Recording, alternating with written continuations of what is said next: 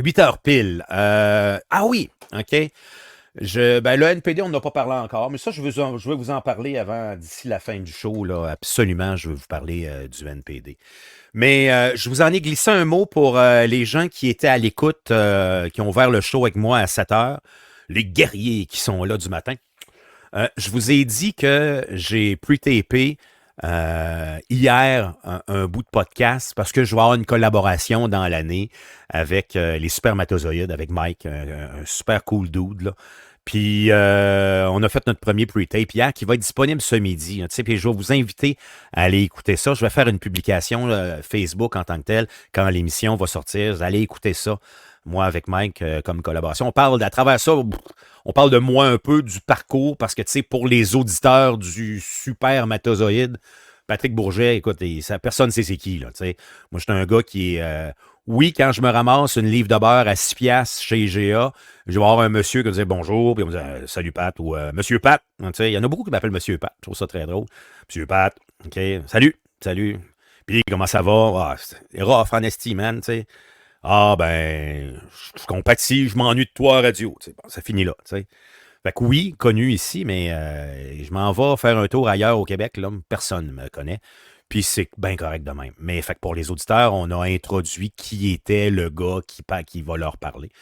Puis Mike m'a dit hey, écoute, moi, cette semaine, j'ai du lousse dans mes affaires. J'ai des journées de congé, puis on pourrait se booker dans une des journées de congé, puis on pourrait se parler.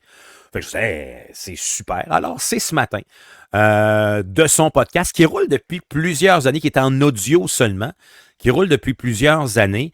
Je ne sais pas, il saura nous le dire. Là, on accueille Mike Tremblay avec nous. Mike, je te souhaite un excellent matin dans Patrick le podcast. Hey, bonjour, Monsieur Pat, ça va? Oui, ça va. Baisse ton son de micro un petit peu parce que Je pique. ouais, tu piques dans mes affaires un petit peu. C'est-tu pas pire, Euh, ça? Ça, c'est merveilleux. C'est Bon, parfait comme excellent. ça. Désolé. C'est excellent. Bon, il n'y a aucun problème avec ça. Bon matin. Merci de m'avoir offert de te parler sur ta plateforme. Ça fait combien de temps que ton podcast roule de ton côté? Parce que dans la catégorie pionnier, là, t'es pas mal d'un premier, je pense. Oui, je suis parmi les premiers. Je te dirais que ça a commencé il y a 13 ans. J'ai fait une petite aventure au niveau de la radio. J'ai fait de la radio avec Marteau Napoli aussi à un moment donné à Québec. Puis je me suis rendu compte que crime, on pouvait faire de la radio nous-mêmes à la maison avec pas de contraintes du CRTC, pas de contraintes de musique, pas de contraintes de tout ce qu'on déteste dans le fond quand on travaille à la radio. Fait que j'ai parti mon projet il y a 13 ans, c'est ma 13e saison. Puis maintenant, ben, j'ai pleine liberté. Tu sais, c'est toujours ce qu'on recherche le plus en tant que communicateur. Fait que je me suis Ah lancé oui. là-dedans. Puis c'est ma 13e saison déjà là, au niveau du podcast. Bon, parfait. Et dans les premiers, il y avait qui avec toi quand tu as commencé? C'était quoi un peu tes comparatifs? Là, tu disais, écoute, lui, il le fait déjà. Ou tu as dit, non, non, moi, je débroussaille, puis je fouille solide parce que je connais pas personne. C'était quoi, là, à ce moment-là? Là? Ben, ceux qui vont écouter le podcast ce midi vont voir que c'est très radiophonique comme enveloppe. C'est pas un podcast, tu sais, excuse-moi l'expression, mais banal de deux personnes qui parlent. Tu sais, c'est vraiment, il y a une enveloppe avec des jingles, avec des préambules, avec, tu sais, c'est très radiophonique comme enveloppe. Tu sais, quand j'ai commencé, je suis tombé sur un podcast, justement, un de mes amis qui faisait des chroniques techno dans un podcast, alors que je savais même pas c'était quoi le mot podcast. Oui. En 2011, ça s'appelait En direct de nulle part. C'était une grosse table ronde d'actualité avec Daniel Massicotte, en tout cas des gens qui faisaient ça à la radio universitaire, mais qui mettaient ça en podcast par la suite. Puis moi, j'ai capoté. Là. C'est avec eux autres que j'ai communiqué par après. J'ai fait, hey, on peut faire ça de chez nous, là, avec un minimum d'équipement. Là. Fait que j'ai communiqué avec eux autres. Ils me connaissaient déjà à cause de Radio Pirate avec Marteau. Fait qu'ils m'ont tout dit qu'est-ce que j'avais acheté, qu'est-ce que j'ai acheté comme micro, comme console et tout, là, Ouais. minimalement. Là. Ça m'a coûté à peu près 800. Puis après ça, ben, je me suis parti avec toute ma liberté. J'ai fait mes propres jingles. Je suis parti avec mes propres invités. Puis là, avec, tu sais, à l'intérieur de quelques semaines, ben, j'avais parlé avec Denis Coderre, j'avais parlé avec Guy Lepage, j'avais parlé avec Mike Ward. Tu sais, je me suis rendu compte que j'avais pas besoin de recherchistes. J'avais pas besoin de CRTC pour envelopper mon émission. Je pouvais le faire moi-même avec mes chroniqueurs, ma musique, ma couleur à moi, dans le fond. Puis depuis ce temps-là, ben, j'ai pris la piqûre. J'ai jamais eu le goût de retourner à la radio. Là. Non, non, je comprends. Puis je suis en train de comprendre aussi cette piqûre-là, m'a de dire, là, tu sais, les mouches tournent autour de moi, là, puis tranquillement, pas vite. Des fois, je me lève le bras, je dis, essaye donc de me piquer un petit peu, voir ce que ça donne, là. J'aime ça au niveau. Puis tu diffuses, toi, sur quelle plateforme dans tes choses? Ben, c'est partout. Donc, à l'époque, on avait une radio. C'est une radio qui s'appelait Radio H2O. C'était une radio web qui faisait qu'après ça, ben, le show était distribué partout sur Apple Podcasts, Spotify, un peu partout. Mais tu sais, c'est là qu'on voit que la technologie est le fun. Tu sais, maintenant, tu peux être ton propre média puis distribuer partout. Parce que moi, à l'époque, je ne sais pas si tu te rappelles, là, mais tu sais, j'ai été au cégep à Jonquière. J'ai fait partie d'une des premières radios pirates du Québec, là. Donc, dans ce temps-là, là, on s'organisait avec les moyens du bord, là. On s'organisait avec un genre de repeater, là, avec une antenne là, qui avait à peu près un kilomètre de rayon. Là. Puis on Ouais. pognait tous les appartements autour du cégep de Jonquière, autour des résidences Piquagami. Là. Puis Ouais, ouais, c'était malade. ouais, C'était ouais. malade. Tu sais, on n'avait pas Internet dans ce temps-là. Tu sais, on se débrouillait. Moi, la piqûre, je l'ai eu très tôt au niveau des communications. Quand tu arrives à la radio, ben, au début, évidemment, c'est comme l'histoire d'amour, tu es enchanté, tu es wow, c'est merveilleux, je parle dans un micro, il y a des gens qui m'écoutent, il y a des gens qui m'aiment. Puis après ça, ben, tranquillement, tu déchantes parce que tu vois la réalité de la radio, tu vois des amis avec qui tu travailles qui se font jeter dehors sans se faire dire. Tu n'as pas le droit de dire bye bye à tes auditeurs. Il arrive plein d'événements comme ça qui fait comme ouf, OK, c'est ça le monde de la radio. C'est ça le monde dans Ouais. lequel que j'aime. Fait que tranquillement, pas vite, tu t'en vas sur le podcast. Mais moi, c'est ce qui est arrivé de façon naturelle. Puis après ça, ben, comme je te dis, avec la technologie, avec Internet et tout ça, ben, on peut partager ça partout. Évidemment, moi, j'ai choisi le médium audio, là, seulement audio, parce qu'en vidéo, je le dis toujours, je suis le plus beau des omelets. Donc, je n'avais pas besoin de montrer ma face constamment. Là. Ma voix, ma voix, je pense que ma personnalité se reflète bien dans ma voix, puis mes invités aussi. Puis c'est comme vraiment une émission de radio. Là. Ben, je vais te dire, ben, franchement, et moi, c'est ce que j'essaie de dire aux gens quand je parle aux gens que j'ai un pacing radio en podcast, format 2 heures, live. Évidemment, pacing radio, oui et non, parce que vous savez, avec Martine, j'ai dû faire à peu près 25 minutes avec Martine. Là, c'est pas 30. Là. En radio, c'est long, là, 30 minutes. Là, en Impossible. podcast, tu peux pas faire ça. T'sais. En podcast, si t'es tanné puis t'aimes le sujet, tu l'arrêtes, tu le recommences plus tard. Tu as cette possibilité-là plus facilement. Mais il y a quand même dans les sujets, tu sais, je suis pas écrasé sur un divan comme certains sur TikTok le font, peu importe, tu sais, puis en train de me flatter à bedaine avec un micro de même dans les mains, la new generation de podcasts, on peut dire, j'essaie de garder le fil médiatique à travers ça parce que je pense, moi, que il peut y avoir un certain avenir avec ça. Puis le fait que j'aille commencé en 2024, je dis, bon, pourquoi pas ajouter le support audio? Oui, ça peut être lourd, mais en même temps, ben écoute, on essaye ça de même. Là, de toute façon, c'est des tests que je fais à gauche pas à droite de mon bord. Je comprends qu'il y a 13 ans, c'était plus facile juste l'audio. Là, c'était plus compliqué. D'un point de vue revenu, je te demande pas de me sortir ton T4. Là. Es-tu capable, toi, de ton bord, faire des sous avec ça un peu? Oui, j'en fais un peu. J'en fais un peu. Moi, ce qui m'a aidé, c'est vraiment la sortie de Patreon. Tu sais, veux pas, je fais un podcast d'opinion. Puis, tu sais, juste pour ajouter un peu ce que tu dis, en radio, des entrevues, tu sais, comme ça, on a comme, même des entrevues, lorsque tu fais de l'opinion, ça ne peut pas dépasser un 8 minutes, là, mettons. Là. Tu sais, dans le gros max, là, tu sais, une entrevue, c'est assez rapide. Là. Nous, c'est comme tu le dis, si, mettons, c'est intéressant et on veut fouiller plus en profondeur, on peut aller chercher un 25-30 minutes. Moi, je ne dépasse jamais 35 minutes avec mes invités parce que justement, j'ai peur que les gens décrochent à un moment donné. Là. Mais puis au niveau des revenus, oui, c'est ça, pour revenir à ta question. Patreon, c'est très bon pour ça. Moi, ce que j'ai découvert, c'est que les gens qui m'aiment, qui m'écoutent, ils en veulent plus. Ils veulent avoir du contenu exclusif. Ils veulent, oui, le Super Metazoïde, c'est une fois par semaine, le jeudi, ça sort sur l'heure du midi, c'est gratuit. Mais il aimerait savoir plus de Mike Tremblay, plus de qu'est-ce qui se passe derrière les micros. C'est quoi qui se passe dans l'arrière-scène? Quand tu as eu tel invité qui était un peu controversé, ça s'est-tu bien passé quand tu l'as invité? Ça a été quoi ton approche pour. Tu sais, l'arrière-scène, un peu le off the record du podcast, ben, les gens veulent le savoir. Fait que moi, 2 fois par mois, je fais un podcast exclusif qui s'appelle Le Variant qui est venu ben, directement de la pandémie. Là. On entendait beaucoup parler de variants, donc ça Le m'inspire. variant. Ah, c'est Ben bon, ouais, j'aime ça. ouais, c'est ça, ça m'a inspiré là, le nom du podcast, on va dire exclusif. Fait que pour 5 $ par mois, et on le doit à 2 podcasts exclusifs d'1 heure et demie de plus. Donc, évidemment, c'est plus de Mike Tremblay à leurs oreilles, plus d'histoires exclusives, plus d'histoires d'arrière-scène aussi. Je mets tous mes vieux épisodes également en écoute parce qu'il y en a qui ont disparu du web compte tenu que je me suis promené de plateforme. À un moment donné, j'étais sur la plateforme de Radio X. Je suis revenu en indépendant. Donc, il y a des épisodes qui ont disparu pendant ce temps-là, mais moi, je les avais tous gardés dans je veux dire, un disque dur externe. Mais sinon, je veux dire, les gens, ils aiment ça au niveau du Patreon. Ils aiment ça, contribuer à ceux qu'ils aiment, mais ils aiment aussi avoir du contenu supplémentaire, du contenu exclusif, des petites histoires qu'on ne racontera pas en podcast public parce que, tu sais, il y a trop de gens qui sont à l'écoute.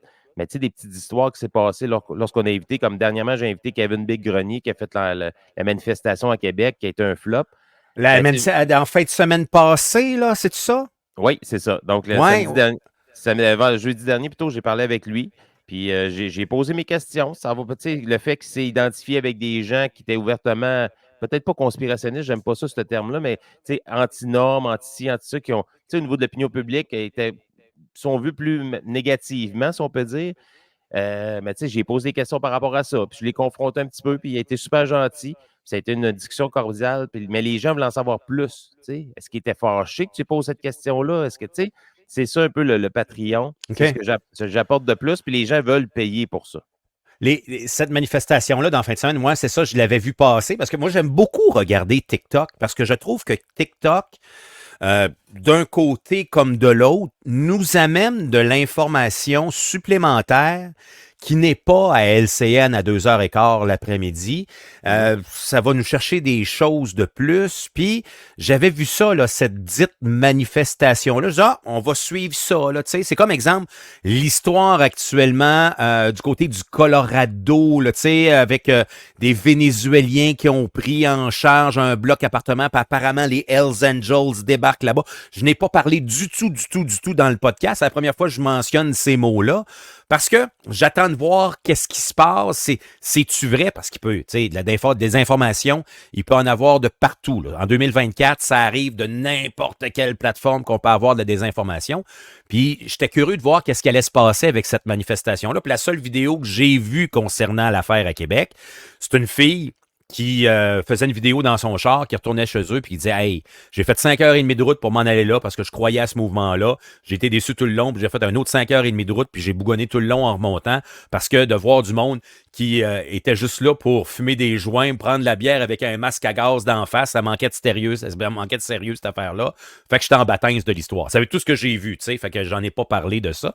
Mais c'est intéressant d'aller chercher des intervenants comme ça, comme tu l'as fait. Ben oui, ben oui. Puis, tu sais, je veux pas devenir une chambre aux échos non plus, là, tu sais. Mais, tu sais, au niveau de la manifestation, c'est le fun parce que tu en parles. J'ai fait un top 5 en début du podcast sur les choses qui ont fait que ça a floppé. Donc, j'ai fait un top 5 en début de podcast. Donc, ceux qui vont l'écouter ce midi, vous allez entendre mon top 5 des raisons pourquoi ça a floppé. Puis, je suis très sérieux. Tu sais, moi, un peu comme toi, je suis sans filtre. Donc, je me laisse aller là-dessus.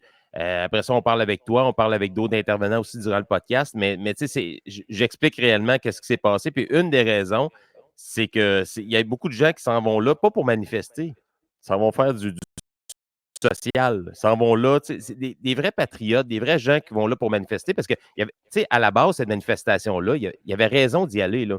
Je veux dire, François Legault ne fait pas un bon travail. On le sait avec Fitzgibbon, il y avait beaucoup de manque au niveau de l'intégrité. Bon, je veux dire, tout ça, c'était justifié là, au niveau de la manifestation. Mais lorsque tu vois qu'il y a des gens, des gourous, moi je les appelle comme ça parce que je combats la désinformation dans mon podcast, qui eux autres, Ouais. pendant la pandémie, pendant les dernières semaines, les derniers mois, font juste comme désinformer les gens, puis aller chercher de l'argent en retour, profiter de la naïveté de certaines personnes parce qu'eux autres ne croient plus en rien. Parce qu'on est en train de développer ça là, avec la désinformation, là, des gens qui ne croient plus en rien. Ils ne croient plus en la médecine, ne croient plus à la politique, ne croient plus à l'éducation, ne croient plus en rien. Ils sont en train d'inculquer ça à leurs enfants. Là. Ça devient dangereux un petit peu, la désinformation sur le web.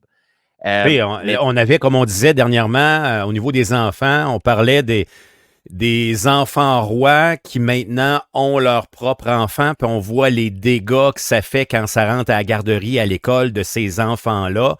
Ils sont complètement désorganisés, se sont jamais fait dire non de leur vie. Ça va faire une génération qui va y avoir un clash un moment donné. Là. Tu sais, ça, c'est d'un point de vue élevé des enfants. Mais là, quand tu me parles d'opinion politique, de je crois plus à rien en tant que parent, puis j'inculque ça à mes enfants, ça va faire dur en Simonac tantôt dans l'histoire. Là. Ça fait peur, tu sais, même au niveau de la vaccination, le fait qu'il y a une vaccination forcée pendant la pandémie, puis je peux comprendre la base là, de la peur des gens puis la réticence des gens, tu sais, mais tu sais, de dire que mes enfants n'auront pas les vaccins de base à sa naissance, il n'y Non, aura non, pas non, ci, non, non, tu non, sais, non. c'est ça à un moment donné, là, c'est que ça devient trop gros avec la désinformation. Il y a trop de choses qui sortent. Il y a des maladies qui ont été irradiées depuis longtemps et qui reviennent. C'est pas drôle, là, la coqueluche, on n'avait plus de ça. Là. Il y a Oui. des cas de coqueluche qui reviennent. Tu sais, je ne veux pas faire peur aux gens. Je vous dis juste que c'est une minorité qui sont en train de développer une génération qui, eux autres aussi, dans 20 ans, va développer une nouvelle génération de gens qui ne croiront plus en rien. Puis ça, je veux dire, c'est un jeu de domino. Là. Tu sais, ça se met à débouler, puis tu ne pourras pas arrêter ça en mettant ton doigt. Là. Tu sais, c'est C'est juste ça qui fait peur là-dedans. Là. tellement déjà. L'histoire des vaccins, là, c'est tellement dangereux, là, tu sais, de challenger l'État sur tout, tout, tout, tout, tout, là, tu sais. Écoute, Ben, excuse-moi, challenger là, je la suis allé dans le science, sud il n'y a pas longtemps. Hein? juste challenger la science. Je veux dire, pourquoi l'être humain vit de plus en plus longtemps depuis 200 ans? C'est à cause de la science. Graduellement, C'est on a éradiqué des maladies, puis on vit de plus en plus vieux. Là, je veux dire, à un moment donné, il faut arrêter de penser qu'il y a Big Pharma, puis le nouvel ordre mondial sont tous là pour nous contrôler, puis nous voler notre vie. Ça serait quoi leur avantage de vouloir nous tuer avec un vaccin? Il n'y en a aucun. Là. Ils veulent qu'on vive de plus en plus vieux pour faire de l'argent. Là. Tu sais, il y a, ouais, c'est ça. Il y a plusieurs affaires dans ce que tu viens de dire, parce que le ben Big oui. Pharma existe. Oui, il y a des gens qui désirent avoir un plus grand contrôle sur la société. Il y a tout ça, mais c'est parce que faut pas que tout soit ça. Tu parlais de l'espérance de vie. En 1960, l'espérance de vie chez les femmes était à peu près de 70 ans, 74 ans, puis chez les hommes, c'était 67 parce que tous ces hommes qui travaillaient, les femmes restaient à la maison. Fait qu'évidemment, il y avait plus d'accidents de travail. Puis c'est les hommes qui allaient se cacher dans le shed en arrière puis qui se claquaient le whisky pendant que la femme elle faisait à manger majoritairement. Grosso modo, là, on garoche trois phrases qui peut résumer les années 60 au Québec. À cette heure, c'est rendu à peu près 85 ans, égal autant parce que l'homme et la femme travaillent autant. Puis effectivement, la médecine a amélioré. Puis tu parlais de challenger la science. Ça a été rough. Pendant la pandémie, ça a été rough, la science, parce que quand on voyait, tout le monde en parle, où on nous parlait de vent dominant, puis que c'était un supposé médecin qui nous disait ça un peu à la ridicule, c'est sûr que ça varge dans le pâteau au saumon, là. Puis ça fait en sorte qu'il y a des gens qui peuvent dire ah non, non, moi, ça, j'embarque pas là-dedans, puis on peut comprendre ces gens-là, mais challenger la science sur tout. Moi, je suis allé en janvier, là, je suis allé à Cuba cette année, puis j'ai checké mes vaccins, puis le tétanos, j'étais dû, ben, je suis allé d'une clinique privée, puis ça m'a coûté, je ne sais pas combien de 50 pièces pour avoir mon vaccin de tétanos, parce que je crois à ça. Il y a toujours bien des limites à ne plus croire à aucun vaccin parce qu'il y a eu une imposition. Là. Il y a des limites là-dedans. Non, mais c'est ça. C'est exactement ce qui est en train de se développer. Tu dis un supposé médecin. Moi, je ne suis pas d'accord avec tes termes. Là. Je veux dire, ce qu'ils ont dit, c'était pas correct. Il y a des choses au niveau du gouvernement, au niveau de la médecine, qui ont improvisé, qui ont sorti, ont tenté de sortir des idées. Pourquoi? Parce que, je veux dire, le citoyen normal n'était pas capable de vivre avec la contrainte de la liberté. Je veux dire, en tant qu'être humain, on a pris des choses pour acquis. Puis lorsque la pandémie est arrivée, ça a bousculé la liberté qu'on avait pour acquise, tout ce qu'on avait pour acquis, là, qu'on croyait acquis à vie plus 100 ans, là, on l'a tous perdu. Cette liberté-là, je veux dire, le fait d'être confiné, le fait d'avoir un couvre-feu. Oui, il y a eu des décisions je veux dire, qui étaient ridicules, qui étaient non justifiées, mais qui a été fait parce qu'il y a des gens qui n'étaient pas capables de se retenir puis ils se réunissaient comme 18 dans un garage pour prendre une bière. Mais de dire qu'un supposé médecin, je ne suis pas d'accord avec toi, Pat. C'est un vrai médecin. Je sais que là, présentement, il est comme en cours là, pour justifier certaines choses. Mais tu sais, je veux dire, il n'est pas imputable à 100% de toutes les décisions qui ont été dites. Mais Là. Je veux dire, il y avait c'est encore quand pire. même, Quand je dis. il y avait quand même l'Ordre mondial de la santé qui était derrière ça, le gouvernement. Tu sais, je veux dire, eux aussi sont fait imposer des choses par rapport à la pandémie parce que c'était mondial. C'est pas François Legault qui a sorti un virus. Tu sais, c'est un peu ça que les conspirationnistes sont en train de dire. Tu sais, je reviens à la manifestation. Les conspirationnistes sont en train de dire il a mouillé en fin de semaine pendant la manifestation parce que François Legault a fait pousser des chemtrails dans le ciel. Non, mais tu comprends-tu Esti, à je quel point capote. que Ben le, oui, le non. délire, le délire, là, si ça restait juste dans une chambre aux échos, le délire, c'est une chose. Ils peuvent se dire un mensonge entre eux, puis ça va devenir une vérité pour eux. Mais là, c'est pas Oui. ça. Ils sortent ça, puis les gens qui sont naïfs, les gens qui sont crédules, il y en a une petite partie qui vont y croire, puis là, ça fait encore des petits. C'est ça le danger de la désinformation. Effectivement. Tu sais, juste revenir sur le médecin encore une fois. Moi, Oui. tant qu'à moi, tu sais, quand je dis que c'est un supposé médecin, c'est encore pire quand c'est un vrai médecin. Tu sais, là, je dis ça parce que je veux pas être deep dans le sujet là-dessus ce matin. Mais tu sais, un médecin qui dit ça à la télé, où il garoche que, ah, écoute, c'est à cause des vents dominants, on se rappelle la phrase du côté, ben moi, je me souviens pas de la phrase exacte, mais quand tu garoches ça, tout le monde en parle, ça a de l'impact. Puis quand c'est un vrai médecin, c'est encore pire dans l'histoire. Tu sais, effectivement, je reviens sur l'histoire de la désinformation puis les chemtrails. Ça va des deux bords, cette histoire-là. Puis présentement, on est affecté partout. Puis quand tu dis tantôt qu'il y a des gens qui croient plus en rien, je peux comprendre. Tu sais, quand tu me parles, exemple, de la manifestation, puis en disant, il y a François Legault a envoyé des chemtrails sur la ville de Québec pour qu'il pleut toute la fin de semaine. C'est fucking ridicule d'entendre ça. Mais moi, de Ouais. mon bord, ben pas de mon bord, c'est parce que je suis pas d'un bord, mais pour faire une balance, l'avocat du diable par rapport à ça, quand je vois lundi matin dans les médias une entrevue avec Magali Picard de la FTQ qui dit à la télé, sans que Paul Larocque la challenge une hostie de seconde, puis qui a dit, ah, moi, Pierre Poilievre, s'il arrive au pouvoir, je trouve ça terrifiant. Puis qui demande même pas pourquoi. C'est aussi de la désinformation de l'autre bord. Fait qu'on est tellement rempli de désinformation partout, ça commence à être difficile de naviguer à travers ça. Et de là, je trouve que des podcasts comme le tien, des podcasts comme le mien, où moi aussi, je suis contre la désinformation complètement. Et on a de plus en plus, je trouve, notre raison d'être. Oui, mais en même temps, tu dis que c'est de la désinformation. Il faut faire la différence entre désinformation et opinion. Ça, c'est Magali Picard. Elle parle évidemment aux auditeurs de TVA, puis elle parle à ses membres, indirectement, quand elle s'adresse aux médias. Quand elle dit que c'est terrifiant, c'est elle qui le dit que c'est terrifiant. Mais à quel point, je suis d'accord avec ton point, elle n'a pas été challengée à savoir pourquoi c'est terrifiant. Mais en même Fait que temps, moi, je tu peux pense pas pas que laisser c'est de ça la. aller. Ben, c'est ça. Mais en même temps, c'est pas de la désinformation. C'est sur une opinion à elle personnelle. Le job du média, par exemple, comme tu l'as si bien dit, ça aurait été de la challenger. Pourquoi Magali Picard, elle pense que c'est terrifiant? C'est quoi la raison principale? Elle n'a pas dit, genre, si Pierre Poilievre arrive au pouvoir, ben, le pays va tomber dans une catastrophe économique, puis le monde va tomber mal. Tu sais, ça serait de la désinformation, ça serait de la mauvaise foi. Mais du côté de Magali Picard, elle dit que c'est terrifiant. Oui, Ah, oui, mais la mais pourquoi? désinformation, pour moi, elle est du moment où le média, qui est un média de masse comme LCN, ne creuse pas à la question et laisse la phrase en l'air d'opinion aller comme ça, se spreader comme des chemtrails, tu sais, puis de lancer cette phrase-là dans les airs pour que monsieur tout le monde qui écoute LCN puis qui est pas capable, ouais, on va dire les vraies affaires, qui a pas les capacités peut-être cognitives de se faire sa propre opinion ou il y a une lâcheté intellectuelle qui dit ah, moi je prends un petit peu d'un, un petit peu de l'autre puis c'est ça, je me pose pas de questions. Ben il y a des gens qui aujourd'hui cette semaine parce qu'ils ont entendu Magali Picard de la FTQ, peut-être parce que c'est une infirmière, c'est une Michelle infirmière à la retraite de 77 ans qui disait moi je crois Magali, OK? Fait que ah ouais, Poilievre est pas bon, ben moi aussi je suis terrifié. Pourquoi? Parce que Magali est terrifiée. Donc, Ouais. c'est cette portion-là. Moi, quand tu donnes une information et que tu la challenges pas, puis qu'elle redescend à la population, je vois ça comme une forme de désinformation aussi.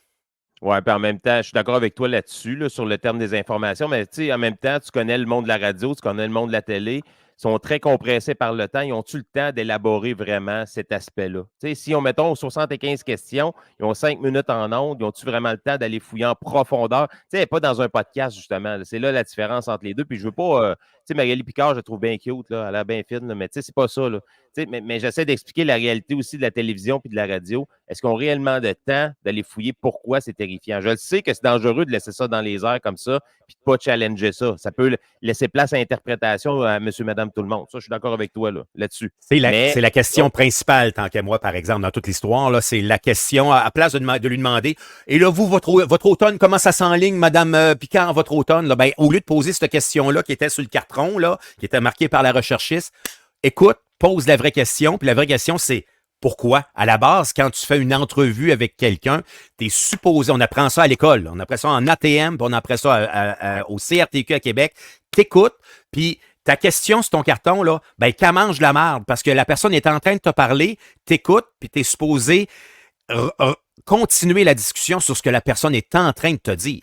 oui, mais en ATM, au CRTQ, on t'apprend aussi qu'il faut que tu restes dans ton sujet principal. Ça allait être invité pour parler des manifestations de la FIC ou de n'importe quel organisme. Il faut qu'elle parle de ça. Si, entre-temps, Mhm. dans une parenthèse, elle parle de Poilievre, tu te dois de revenir quand même. Tu sais, je veux dire, le job de l'animateur, tu le sais, tu l'as fait longtemps, c'est Oui. d'empêcher l'invité de tourner en rond, puis surtout de garder le cap sur vers où tu veux aller chercher tu sais, je veux dire, ta ligne directrice de ton entrevue. Peut-être que lui, sa ligne directrice, c'était vraiment de parler des manifestations, parce que Dieu sait qu'il y en a beaucoup ces temps-ci, là. Puis ils sont justifiés, ils sont tous justifiés. Mais tu sais, je pense que c'est un peu ça là-dedans. Moi, je ne suis pas prêt à tirer la pierre à l'intervieweur, même s'il aurait dû aller plus loin sur ce qui a été dit là-dessus, surtout que Oui, là, on oui, tombe oui. dans une période où on risque de peut-être tomber en élection sous peu. Mais en même temps, elle va être réinvitée, rechallengée là-dessus, ça c'est sûr et certain, là, parce que tu ne Mhm. peux pas dire ça comme ça, puis ça part dans le vide, dans l'univers. Ça reste quand même une phrase qui est marquante puis qui n'a pas eu de justification. Ça, je suis d'accord avec Oui, toi. oui, effectivement, effectivement. Mike, à quelle heure que le podcast tombe public aujourd'hui? Ça va partir à peu près dans les environs de midi. OK? Je vais te fournir le lien aussitôt que ça va être sorti, donc tu pourras le Oui, oui, partager oui. librement sur ta page. Puis je vais même te donner à peu près comme je vous le dis, là, c'est une émission de radio. Moi, c'est 2 heures par semaine. Puis des fois, ça dépasse un petit peu. Comme cette semaine, ça dépasse un peu. C'est ça la beauté du podcast. Oui, On n'est pas oui, dans oui, une c'est ça. boîte, là. Hein, c'est Oui, intéressant ce que tu dis, Pat Bourgeot, on a prévu 25 minutes, on va en prendre 35. Tu sais, c'est oui. un peu ça, là, le concept du podcast. Fait que vers midi, l'épisode 477 va sortir. Et il y a toi, il y a Fred Gamache, un de tes collaborateurs également, qui va parler Oui. d'Oasis et de serments. Donc, c'est important, c'est pas seulement les serments au roi, c'est quelques serments qu'il a eus au cours des dernières semaines. Puis Ah lui aussi, oui? oui, oui, oui, oui. Puis Fred, OK. il est très bon en chronique. Puis on a aussi Jean Tremblay qui Oui. va faire le tour des ouragans, qui va parler de ce qu'on a vécu cet été. Ça n'a pas été Hey, peu. drôle là, au Québec. Jean Tremblay, tu parles pas de l'ancien maire de Chicoutimi, là? Non, pas Jean là, Ah, OK, c'est Jean. OK. C'est un autre Jean Tremblay. Oui, il n'y a pas juste un chien qui s'appelle Fido, effectivement. Mais voyez-vous, pour les auditeurs, j'invite à écouter ça parce que ce midi, non, dans Mike et moi, c'était enregistré hier. On ne s'est pas challengé, on a parlé de radio, de toutes sortes d'affaires, là. Mais voyez-vous, ce qui vient de se passer là, chers auditeurs, là, tu as le point de vue de Mike, où je ne suis, par rapport, exemple, juste au dossier Magali-Picard, on isole ça, là, tu sais, où je suis entièrement pas d'accord avec les propos de Mike. Je laisse Mike parler. Mike me laisse parler, je donne mes arguments, puis à travers ça, vous, auditeurs, vous faites, comme je disais tantôt, votre chemin à travers ça, puis vous prenez 2 graines à Mike, 3 graines à Pat, puis après ça, ben, ça fait 5 graines ensemble, puis la semaine d'après, ça fait des fleurs dans le jardin. Puis il a fait les fleurs que vous voulez, de la couleur que vous voulez. Puis c'est ça qui manque dans les médias, tant qu'à moi, c'est ce côté-là de challenge, de respect, puis en même temps, l'idée n'est pas d'avoir raison. Non, T'en non, penses? c'est d'échanger sur un sujet. Puis, comme tu l'as dit, c'est les auditeurs qui sont gagnants là-dedans, parce que c'est eux qui vont s'identifier à un ou l'autre des personnages. Mais en même temps, c'est la beauté de la chose, c'est qu'on se parle pas avant. On se dit pas, hey, toi, t'es pour, moi, je suis contre. Là. Puis, tu sais, c'est pas arrangé, c'est pas comme la lutte. Là. On arrive, on parle d'un sujet. Tu sais, c'était même pas prévu qu'on parle de Magali Picard. Fait que Ouais, ça non. arrivé sur le sujet. Moi, j'ai mon opinion là-dessus. On pourrait parler de Martine Ouellette. J'aurais une autre opinion qui serait peut-être à l'opposé de la tienne. Tu sais, je veux dire, c'est ça la beauté de la chose. C'est Ouais, tout le monde a une opinion. Il faut juste ouais, savoir comment l'utiliser, comment. Tu sais, je dis souvent la liberté d'expression, tout le monde l'a. Là. C'est acquis. Il faut juste le faire de la bonne façon, avec respect. Moi, sur ma page ça, ça Facebook existe. du podcast, c'est ça. Les gens, je leur dis tout de suite, vous avez la pleine liberté d'expression. Tu as une opinion au contraire de la mienne, je ne vais pas l'effacer. mais commence pas en disant gros cric de cave. Puis, tu sais, je commence pas comme ça. C'est sûr que je t'élimine. Tu sais pas comment utiliser ta liberté d'expression. C'est ça. Puis malheureusement, cet aspect-là, il s'est perdu parce qu'on se cache derrière notre clavier et ça n'existe plus aujourd'hui, malheureusement. Puis en se jasant comme ça, une fois de temps en temps, ben notre job, je pense, c'est d'essayer de ramener cette possibilité de discussion-là entre les humains qui prennent un café médium 2 crèmes chez Tim Hortons, deux bonhommes de 78 ans qui ont travaillé fort toute leur vie, puis qui commencent à shaker un peu des bras, puis qui sont capables d'écouter l'autre, puis de donner leur opinion. Ben c'est ça l'idée, c'est d'être capable de discuter à nouveau ce qu'on a de la misère à faire aujourd'hui. Ouais, puis quand il y a des gens trop bizarres qui veulent me parler, sais-tu qu'est-ce que je fais? Quoi? Je mets mon chapeau de foil comme ça. Ça n'atteint pas mon cerveau, c'est parfait. Donc, moi, il est déjà prêt, là. Ceux qui m'arrivent avec des chemtrails, des histoires sans queue ni tête, là, ben là, ça passe ici dans les nerveux, puis ça sort par le bout, là. Comme ça, puis c'est parti. T'as l'air d'un chocolat Hershey. Oui, c'est exactement ça. C'est exactement ça. C'est mon casque pour protéger des ondes négatives. C'est important. J'invite tout le monde à le faire à la maison ou pas. Moi, je pourrais aller chercher mon chapeau mexicain qu'il y a là, que je mets quand je vais à la plage puis je vais aux poches l'été à roulotte. Un petit revêtement d'aluminium à l'intérieur, puis c'est réglé. C'est fait. C'est bon. Ah, Mike, merci. Puis j'ai hâte de. C'est rare, je dis ça, là, mais j'ai hâte de me réécouter ce midi avec toi. Merci. Ah, c'est excellent. Ça fait plaisir, Pat. Merci. Salut tout le monde. Salut, man. Mike Tremblay, vraiment, vraiment cool. Avec qui ça va être une fois, bon, je sais pas, une fois par 2-3 semaines. Là. On va se parler